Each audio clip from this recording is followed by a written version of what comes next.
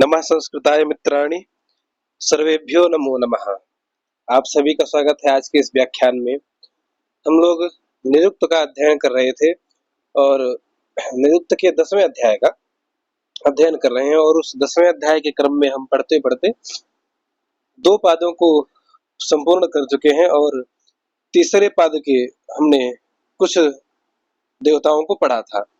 अब हमने जहाँ से छोड़ा था वह हमने तार्क्ष नाम के वायु पर छोड़ा था ना, तार्क्ष पर हमने छोड़ा था। अब वहीं से शुरू करते हैं आगे कि यह जो तार्क्ष है ये कौन है, तो कह रहे तार्क्ष त्वष्ट्रा व्याख्याता, अर्थात यह जो तार्क्ष है इनको त्वष्ट्रा के समान ही समझ लेना चाहिए।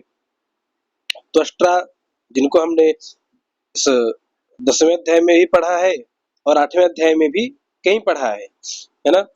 तो वहां पर इसकी व्याख्या क्या मिलती है त्वष्ट्रा की कि तूर्णम अश्नुते, अर्थात जो तूर्ण पर यानी तूर्ण यानी अंतरिक्ष, अंतरिक्ष में अश्नुते यानी व्याप्त रहता है, वह क्या है त्वष्ट्रा है।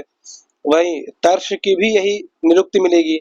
तार्क्ष निरुक्ति भी यही कर रहे हैं कि तीर्णे अंतरिक्षे क्षीयते, अर्थात अंतरिक्ष में तीर्ण माने अंतरिक्षे, अंतरिक्ष में क्षीयते निवसति निवासम करोति इति तार्क्ष, अर्थात अंतरिक्ष लोक में या तार्क्ष नाम की वायु निवास करती है, इसलिए इसको भी तार्क्ष कह सकते हैं। तार्क्ष और त्वष्ट्रा दोनों को एक ही समझिएगा, दोनों में कोई अभेद संबंध नहीं है। ठीक, और क्या कह रही है कि तूर्णम अर्थम रक्षति अश्नोतेह वा, तूर्णम अर्थम रक्षति, अर्थात यह शीघ्र ही, तूर्णम माने शीघ्र ही, अर्थम यानी कि अपने सभी कार्यों को, रक्षत यानी शीघ्र संपूर्ण कर लेते हैं, सिद्ध कर लेते हैं, अपने कार्यों को सिद्ध कर लेती है, अथवा शीघ्र ही अश्नोते अर्थात व्याप्त कर लेती है। वह माने अथवा अश्नोते है यानी व्याप्त करने के अर्थ में, या जो तूर्ण वायु है वह क्या करती है, शीघ्र ही अपने कार्य को, मनोरथ को सिद्ध करती है, अथवा शीघ्रता से यह हर जगह पर व्याप्त हो जाती है। ठीक, तो इसलिए इसको क्या कहते हैं, तार्क्ष कहिए अथवा त्वष्ट्रा कहिए। ठीक है, अब देखिए, अब इस त्वष्ट्रा नाम के वायु से संबंधित, तार्क्ष नाम के वायु से संबंधित ऐसा ऋचा भवति तस्यैषा भवति, तो उससे संबंधित यह ऋचा है ना। तो इस ऋचा में क्या कह रहे हैं, देखिए, त्यमूषुं वाजिनं देवजूतं सहावानन्तरुतारं रथानाम् अरिष्टनेमिं पृतनाजमासुं स्वस्तये तार्क्ष्यमिहाहुवेम।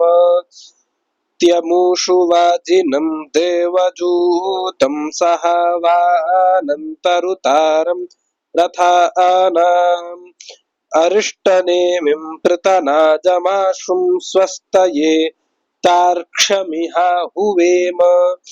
यह उस तार्क्ष नाम के वायु से संबंधित ऋचा है। ऋचा माने ऋग्वेद, ऋग्वेद की था ऋग्वेद का मंत्र जिसको कहते हैं वह ऋचा कहलाता है। ठीक है, अब देखिए इसका अर्थ क्या है, तो यहाँ पर कहते हैं शु वाजिनम ना, यहाँ पर ये जो शु है अलग कर लीजिएगा और वाजिनम के साथ में इसका संबंध कर दीजिएगा है ना। सुवाजिनम अर्थात उत्तम और अधिक अन्न वाली, सुवाजिनम, सु माने उत्तम और अधिक, वाजिन, वाजी कहते हैं अन्न को, वाज कहते हैं, मुख्यतः शब्द तो है वाज शब्द है, तो वाजी माने अन्य, अन्न, तो बहुत सारे अन्नों वाली ना। तो यह जो वायु है वह क्या करे, देवजूतम अर्थात देवताओं से प्राप्त, जूतम माने प्राप्त अथवा प्रिय, देवों की प्रिय अथवा देवों से प्राप्त, प्राप्त।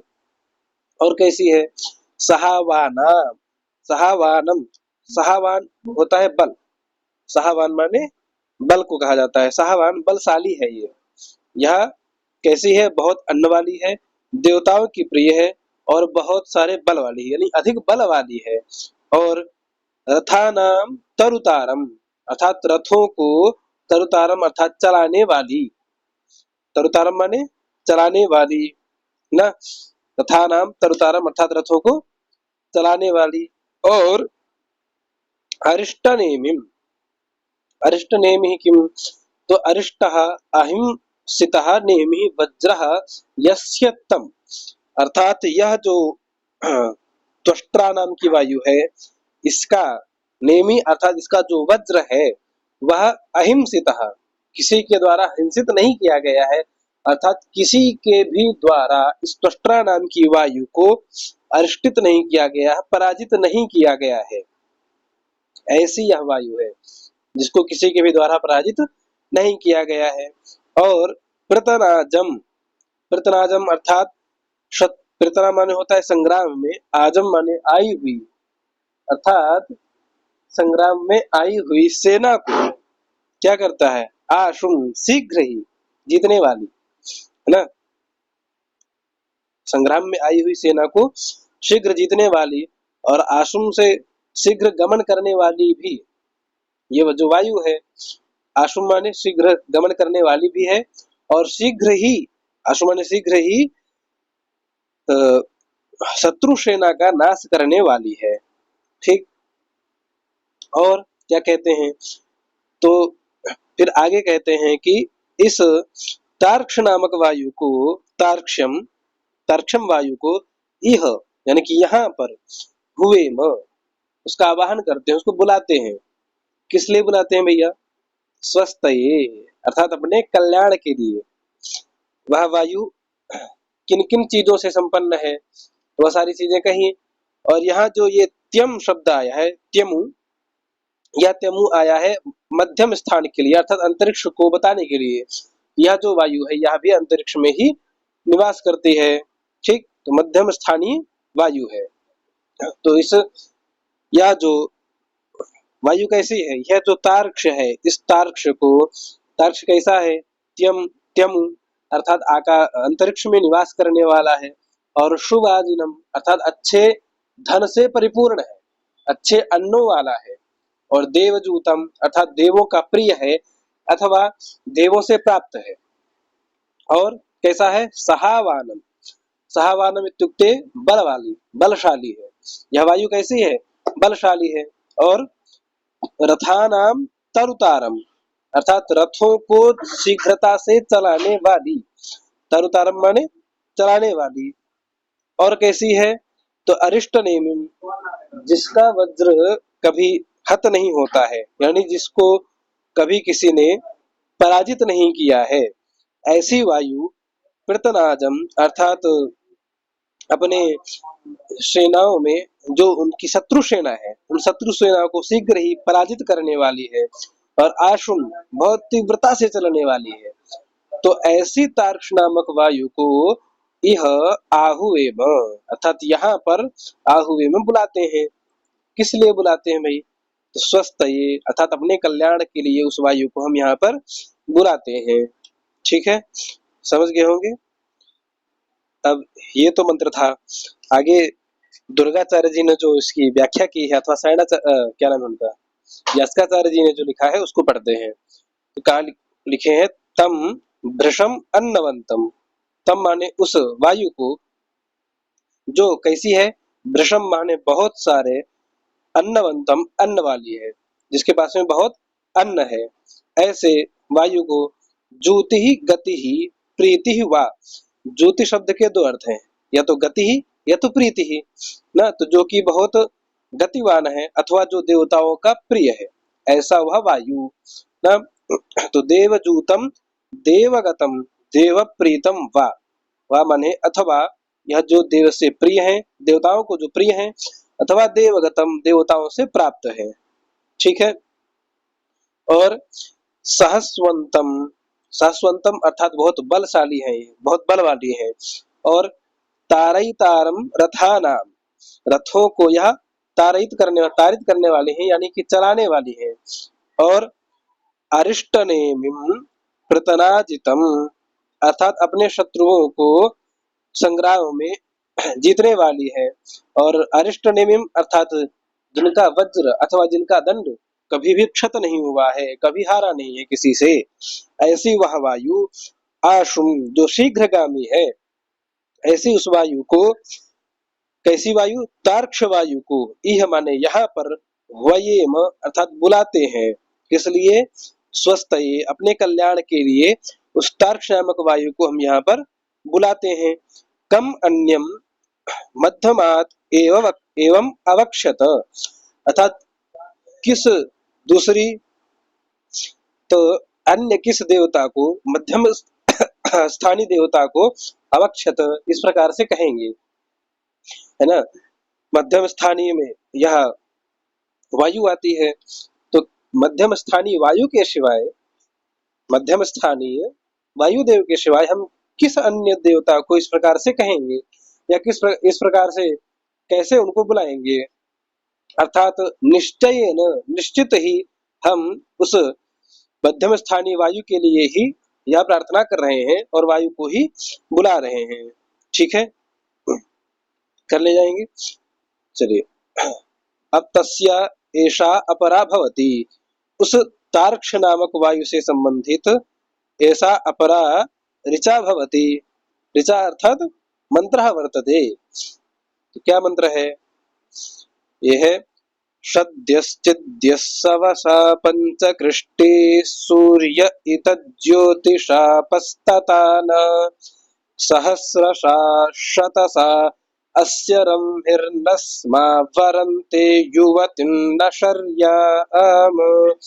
सद्यश्चिद्यस्सवसा पंचकृष्टे सूर्य इतज्योतिषापस्ततान सहस्रशा शतसा अस्य रंभिर्नस्मा वरन्ते युवतिं न शर्याम। तो यह उस तार्क्ष वायु से संबंधित दूसरी ऋचा है। इसका अर्थ क्या है, तो देखिए, सद्यश्चित अर्थात चित, यहाँ पर यह जो शब्द आया है अपि के अर्थ में है। चित माने अपि माने भी, सद्यश्चित आज भी, है ना। इव इतना इव वर्तते है, ये इव है। इव माने जिस प्रकार से सूर्य ज्योतिषा अर्थात अपने प्रकाश से, अपनी किरणों से, किरणों को आततान यहाँ फैलाता है। यहाँ पर ये जो ज्योतिषा प्रयोग किया गया है, यह द्वितीया के अर्थ में तृतीया हो गई है ना। यहाँ पर क्या था, ज्योतिषम आततान अर्थात अपनी प्रभा को, आभा को, अपनी किरणों को, आततान माने फैलाता है, लेकिन यहाँ पर द्वितीया के अर्थ में तृतीया का प्रयोग किया गया है मंत्र में। ठीक है, तो इव माने जिस प्रकार से, यह सूर्य जो है ज्योतिषा अपने प्रकाश को आततान फैलाता है, उसी प्रकार से यह सद्यश्चित, यह जब इस शब्द का विच्छेद करेंगे तो क्या बनेगा, सद्यश्चित और यह। तो यह माने कि जो जो कौन, जो तार्क्ष वायु जिसकी यहाँ पर बात चल रही है, तार्क्ष वायु को हम पढ़ रहे हैं, तो वह जो तार्क्ष नाम की वायु है, वह वायु सद्यश्चित अर्थात आज भी, चित यहाँ किस अर्थ में है, अपि के अर्थ में। यह जो चित है वह किस अर्थ में है, आज के अर्थ में है। आज चित माने भी, सद्य माने आज, चित माने भी।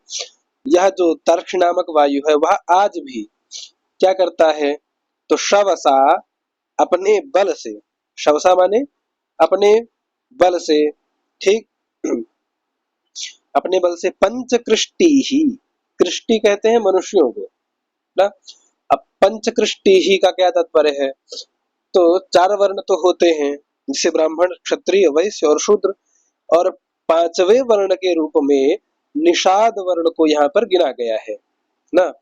तो पंचकृष्टि ही, पांच वर्ण के मनुष्यों के लिए, है ना, मनुष्य मात्रों के लिए क्या किया है, अपह, ज्योतिषा अपह। यहाँ पर देखिए अपह शब्द है, ज्योतिषा अपह, यानी कि ज्योतिषा तो अलग हो गया, लेकिन यह जो तार्क्ष नामक वायु है वह आज भी पंचकृष्टि अर्थात पांच प्रकार के मनुष्यों के लिए आपह ततान, अर्थात आपह माने जल, जल को ततान माने फैलाता है। अब आपह, यह जो शब्द है यह नित्य बहुवचनांत है। इसका रूप चलेगा आपह अपह अद्भिः अद्भ्या अद्भ्याः अपाम अपसु, इस प्रकार से, है ना। तो सूर्य क्या करता है, ज्योतिषा अपने प्रकाश को फैलाता है, लेकिन यह जो वायु है वह आज भी 5 प्रकार के मनुष्यों के लिए अपाततान जल को फैलाता है। कौन? वायु। क्योंकि जब कभी वायु चलती है तो वायु जब शरीर पे टच होती है तो उसमें क्या होता है, थोड़ा शीतलता होती है। तो वह जो वायु है वह जल के कणों को लेकर के उड़ता है, अथवा ऐसा कह सकते हैं कि हमें वायु में आर्द्रता होती है, नमी होती है, जिस कारण से वह जब वायु हमसे संपर्क में आती है तो वह ठंडी का एहसास होता है, थोड़ा ठंडा लगता है ना। गर्मी में लगे तो ठंडा लगता है, लेकिन ठंडी में लगे तो ठंडवा देता है ना। तो ये वायु क्या करता है, नमी को साथ में लेकर के उड़ता है। अपातता न, प्रत्येक जगह पर यह जल को फैलाता है, लेकिन वह जल दिखता नहीं है। ठीक है, आगे क्या कहें, अस्य अर्थात इस तार्क्ष की रंहि, अर्थात रंहि माने होती गति, जो गति है सहस्रशाह शतशा, अर्थात हजारों सैकड़ों कार्यों को करने वाली है। अस्य तार्क्षस्य, इस तार्क्ष की रंहि माने गति हजारों सैकड़ों कार्यों को करने वाली है ना। और युवतिम शर्याम न वरन्ते, है ना, युवतिम शर्याम न वरन्ते, अर्थात जैसे लक्ष्य को प्राप्त होने वाली शर विकार, शर्याम माने शर यानी कि बाण जिसको कहते हैं, तीर कहते हैं। मैं प्रभु इसको बाण नहीं तीर मारिए, तो वह जो तीर है या बाण है, तो वह जो शर्याम बाण है वह युवतिम, अर्थात जिस प्रकार से वेग पूर्वक चलता होता है, तो यानी जा रहा होता है अपने लक्ष्य को भेदन करने के लिए, उसको न वरंते, कोई रोकता नहीं है, उसका कोई व्यवधान नहीं बनता है, नहीं तो यह जो शर है, जो बाण है, वह उसको ही बींध देगा, है ना। ठीक है, तो जो शर्याम है, जो बाण है, वह युवती अर्थात वेग पूर्वक जब गति कर रहा हो तब उसकी गति को न वरंते, कोई नहीं रोकता है। इसी प्रकार से इस तार्क्ष नामक जो वायु है, इसकी भी गति को कोई नहीं रोक सकता है। ठीक है ना। तो इस वायु की गति को न स्म, कोई रोकने में सामर्थ्यशाली नहीं है, अथवा कोई नहीं रोकता है। ठीक है, जिस प्रकार से वेग पूर्वक जो बाण को छोड़ा गया है वह अपने लक्ष्य को प्राप्त होता है, प्राप्त करने के उसके मार्ग में जिस प्रकार से कोई व्यवधान नहीं करता, उसी प्रकार से अस्य त्वष्टा वायु के गति में भी कोई व्यवधान नहीं करता है, नहीं कर सकता है। ठीक है, यह ऐसी क्या है, वायु है। ठीक, यह मंत्र का अर्थ हो गया। ठीक है, अब देखिए इसमें भी भाष्य प्राप्त है। इसके भाष्य में भी क्या कहते हैं, सद्यः अपि यह शवसा बलेन, सद्यः अपि यानी आज भी, यह माने जो, शवसा अर्थात अपने बल के द्वारा, अपह तनोति अर्थात जल को फैलाता है। ऐसा कौन है, वायु है ना। सूर्य इव ज्योतिषा ना, जिस प्रकार से सूर्य ज्योतिषा अर्थात अपने प्रकाश को फैलाता है, किसके लिए ना फैलाता है, तो पंच मनुष्य जातानि अर्थात 5 प्रकार के मनुष्यों के लिए, ब्राह्मण आदि 4 और 5वां निषाद। तो सूर्य प्रकाश भी इन 5 वर्णों के लिए फैलाता है, और वायु जल भी इन 5 वर्णों के लिए फैलाती है। ठीक है, और सहस्रसानिनी शतसानिनी अस्य, यहाँ पर जब शतसानिन्यस्य करेंगे, इसका जब योग विभाग करेंगे, इसका विच्छेद करेंगे, तो शतसानिनी ऐसा आ जाएगा और अस्य अलग आ जाएगा, है ना। तो सहस्र सानिनी अर्थात हजारों, शतसानिनी अर्थात सैकड़ों, कार्यों को शीघ्रता से करने वाली अस्य अर्थात इस, अस्य माने यहाँ यस्य मत पड़िएगा, ये सारणी नी का, नी और ई को यहाँ पर ऋण संधि हो गई, को यण के द्वारा, तो ई और आ को मिला करके या हो गया है। ठीक, तो अस्य इस तार्क्ष नामक वायु की सा गति ही, उस गति को न, उस गति को क्या होता है, न स्म एनाम वरयन्ति, न एनाम गति ही, इस वायु की गति को स्म न वरयन्ति, अर्थात निश्चित रूप से ही हम सभी नहीं वारयन्ति, इसको क्या कर सकते, रोक नहीं सकते हैं। इस तार्क्ष नामक वायु की गति को निश्चित रूप से हम रोक नहीं सकते हैं, वारण नहीं कर सकते हैं। किस प्रकार से, तो प्रयुवतीम इव शरमयीम इषुम, शरमयी जो इषु है, जो बाण है, वह जिस प्रकार से वेग से प्रयुवती अर्थात जा रही होती है, अपने लक्ष्य को प्राप्त करने वाली होती है, जिस प्रकार से उसके लक्ष्य के बीच में कोई नहीं आता है, उसी प्रकार से इस तार्क्ष नामक वायु के गति के बीच में भी कोई नहीं आता है। ठीक है, ये तार्क्ष जी का निर्वचन था। तार्क्ष जी से संबंधित 2 ऋचाएं दी गई यहाँ पे। ठीक है, अब ये तार्क्ष जी के बारे में यहाँ संपन्न हुआ। अब आते हैं मन्यु के ऊपर। यह 18वां निर्वचन है, 10वें अध्याय का 18वां निर्वचन। मन्यु, मन्यु क्या है, तो देखिए क्या होता है। मन्यु शब्द, मन्यु मन्यते है दीप्ति कर्मणः, यह जो मन्यु शब्द है कैसे बना है, तो दीप्ति कर्मणः अर्थात दीप्ति अर्थ वाले, और क्रोध कर्मणः क्रोध अर्थ वाले, वध कर्मणः वध अर्थ वाले मन धातु से बनता है। किससे किससे बनता है, धातु क्या है, एक ही है, वह धातु है मन धातु। कौन सी धातु है, मन धातु। लेकिन यह किस किस प्रकार से बनता है, तो एक तो दीप्ति अर्थक में बनता है अर्थात प्रकाश के अर्थ में, एक क्रोध कर्मणः क्रोध के अर्थ में, और तीसरा होता है वध करने के अर्थ में। यह जो मन धातु है यह तीनों के अर्थ में है। अब इन तीनों में से किसी में से भी मन्यु शब्द को बनाया जा सकता है। ठीक है, और मन्यन्ति अश्रमात् इषवः अर्थात इसके द्वारा बाण इत्यादि का भी संचार होता है, इसलिए इसको मन्यु माने क्रोध को लिया जाता है। मन्यु शब्द का साधारण अर्थ क्या होता है, क्रोध होता है ना।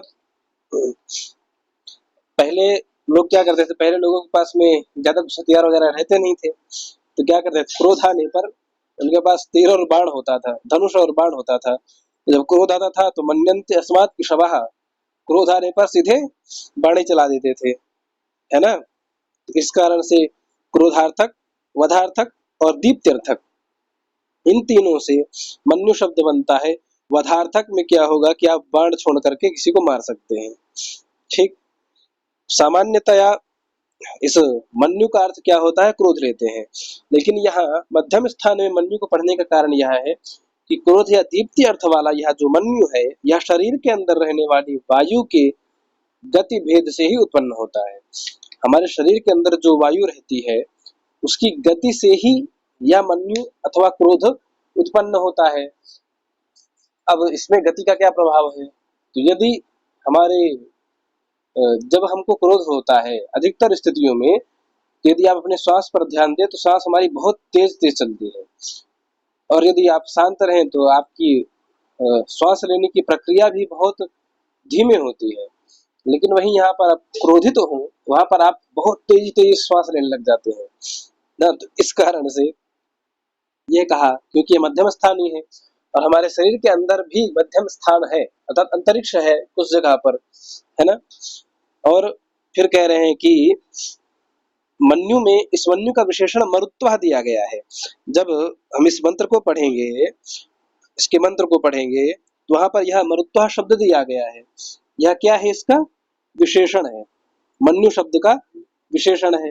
ठीक, मन्यु साधारण तौर पर क्रोध का पर्याय माना जाता है, लेकिन वास्तव में मन्यु और क्रोध, इन दोनों में अंतर होता है।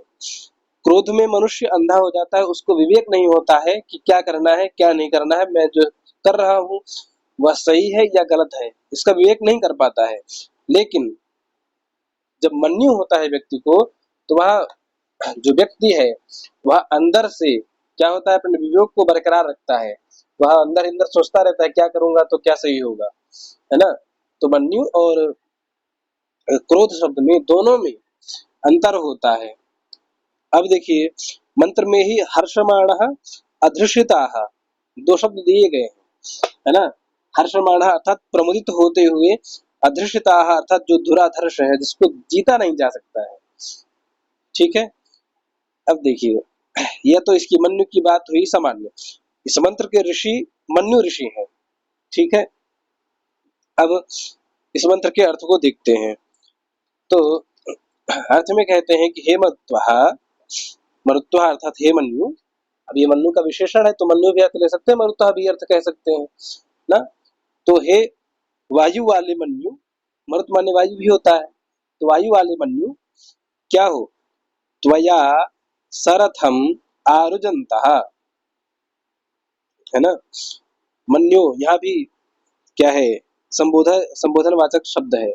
तो मरुत्वः मन्यो, हे वायु रूपी मन्यु अर्थात क्रोध, त्वया अर्थात तुम्हारे साथ, सरथम आरुजंतः, सरथम अर्थात एक ही रथ में, समान रथ में, क्या हो, आ, सरथम आ, न रुजंतः अलग करिए, सरथम आ रुजंतः, आ माने आरूढ़ हो करके, एक ही रथ में आरूढ़ हो करके, और हर्षमाणः अधृषिताः, हर्षमाण अर्थात प्रसन्न होते हुए, अधृषिताः अर्थात जो दुराधर्ष मन्यु है, दुराधर्ष वायु है, जिसको कोई जीत नहीं सकता है।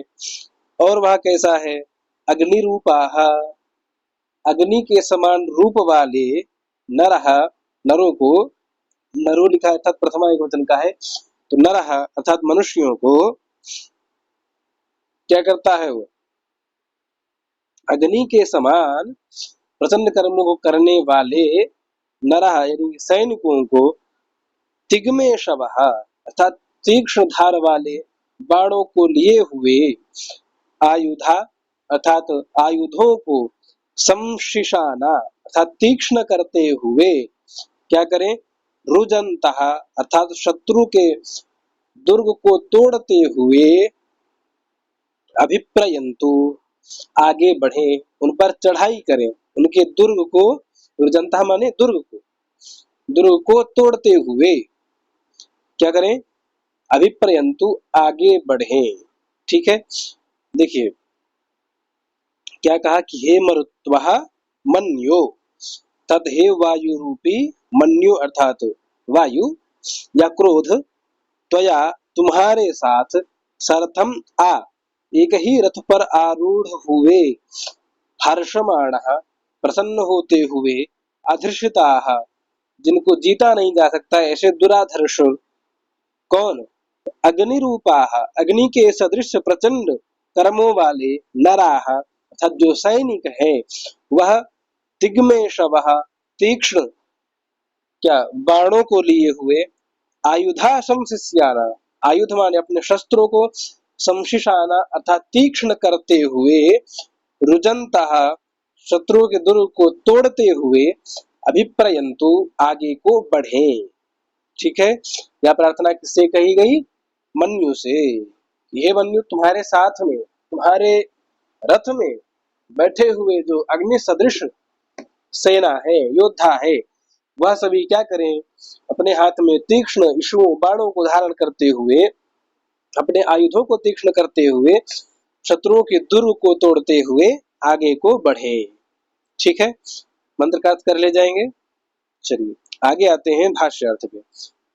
यहाँ पर कहते हैं कि त्वया मन्योः सरथम आरुह्य, अर्थात हे त्वया मन्यो, हे मन्यु, मन्यो त्वया अर्थात तुम्हारे साथ, सरथम आरुह्य एक ही रथ पर आरूढ़ हो करके, आरुह्य माने आरूढ़ हो करके क्या करना, रुजंतः शत्रु दुर्गों को तोड़ते हुए हर्षमाणः अधृषिताः अर्थात प्रसन्न होते हुए, और अधृषिता माने जो दुराधर्ष है, जिनको जीता नहीं जा सकता, ऐसे मरुत्वः वायु वाले, ऐसे मरुत्वः माने वायु वाले, तिग्मेशवः तीक्ष्ण बाणों वाले, आयुधानी अपने शस्त्रों को, शंसिष्यमाना अर्थात तीक्ष्ण करते हुए, उन पे धार लगाते हुए, अभिप्रयंतु आगे बढ़े,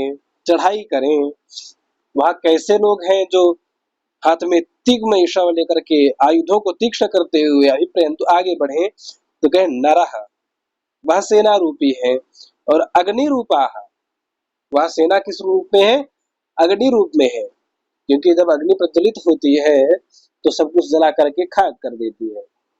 उसी प्रकार से यदि यह सेना क्रोध में आई है तो अब शत्रु सेना का विनाश करने पर ही रुकेगी, तो यह अग्नि रूप है।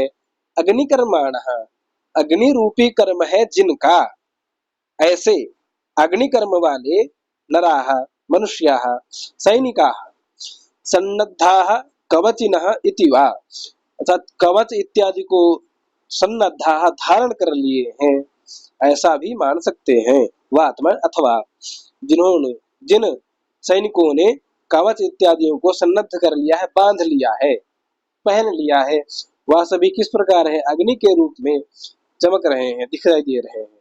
ठीक है, कर ले जाएंगे। तो ये था इसके मन्यु के बारे में यह बात थी। मन्यु की यह संबंधित एक ही ऋचा थी। अगला व्याख्यान आता है दधिक्रा से संबंधित। दधिक्रा यह 19वां है ना। इस 10वें अध्याय में कितने हैं?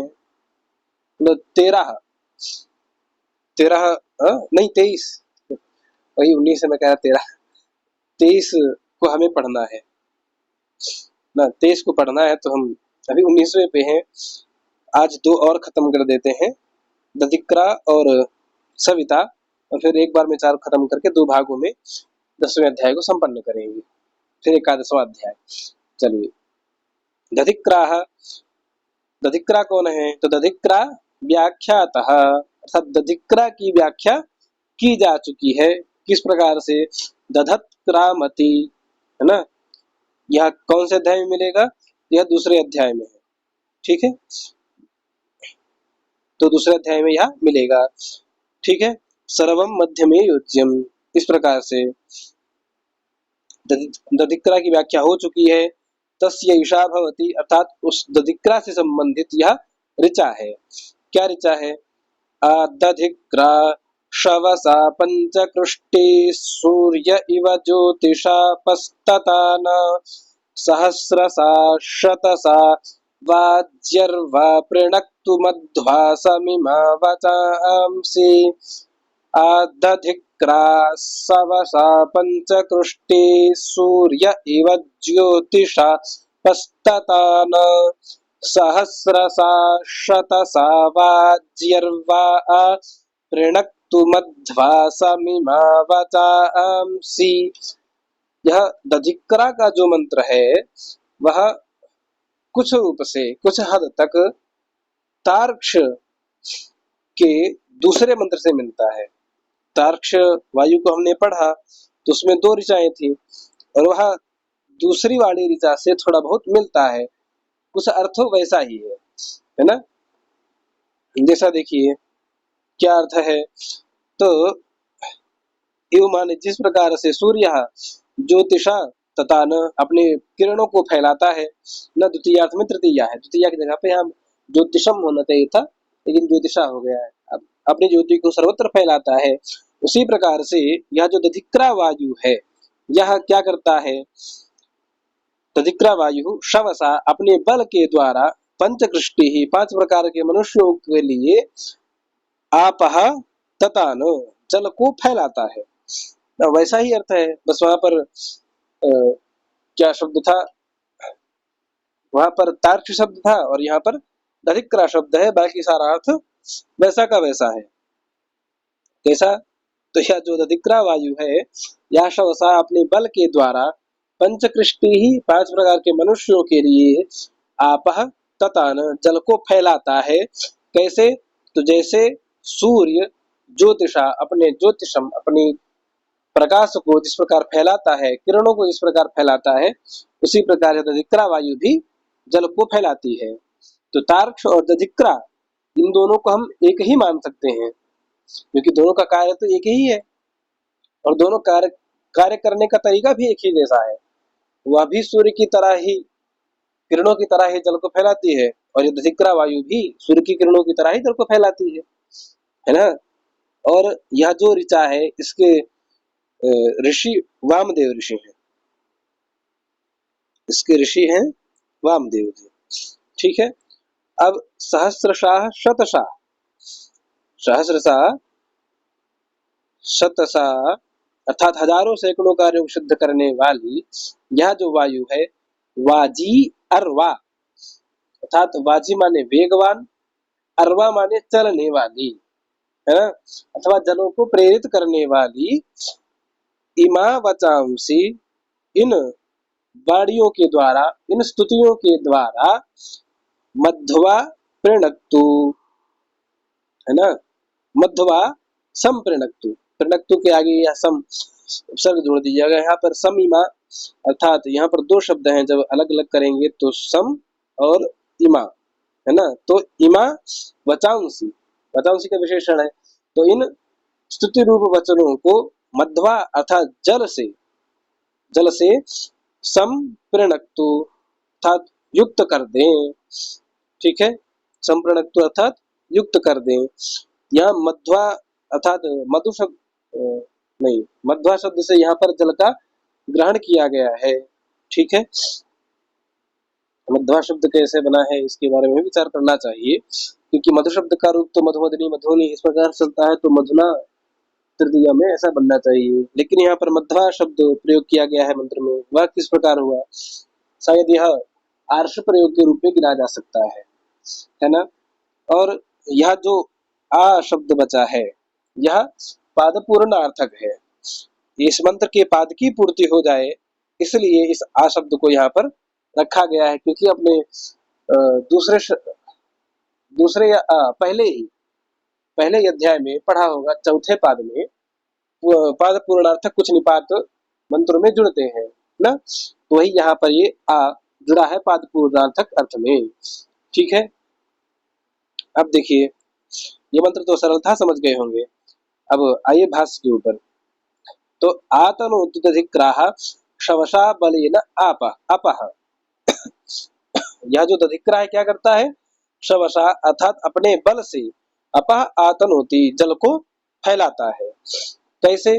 तो इव माने जैसे सूर्य ज्योतिषा अपनी ज्योति को फैलाता है, अपनी किरणों को फैलाता है। किस लिए?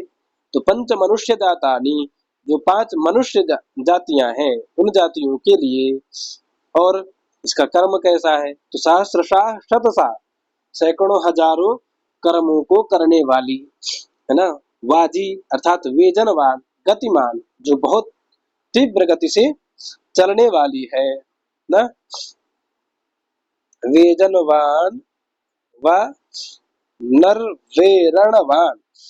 तत् यहाँ पर जो संधि हुई है वेजनवान, वेजनवानरवरेणान, तो वेजनवान को अलग कर दीजिए और यहाँ पर री को यहाँ पर अरवा करिए। बेजनवान अरवा और एरणवान या ईरणवान, ईरणवान, ईरणवान, ऐसा संधि विच्छेद होगा पूरे शब्द का। ठीक है, कैसा विच्छेद है? वेजनवान अरवा ईरणवान, है ना। अरवा माने शीघ्र, बहुत तीव्रता से चलने वाली, और ईरणवान यानी प्रेरित करने वाली ना, प्रेरित करने वाली और शीघ्रता से चलने वाली वह जो वायु है। नो यानी हम सभी के वचनानि अर्थात वचनों को, हमारी स्तुतियों को, मधुना उदकेन, यहाँ पर सही प्रयोग है, देखिए मधुना तृतीया, मधुना अर्थात उदकेन जल से संप्रणक्तु युक्त कर दें, है ना।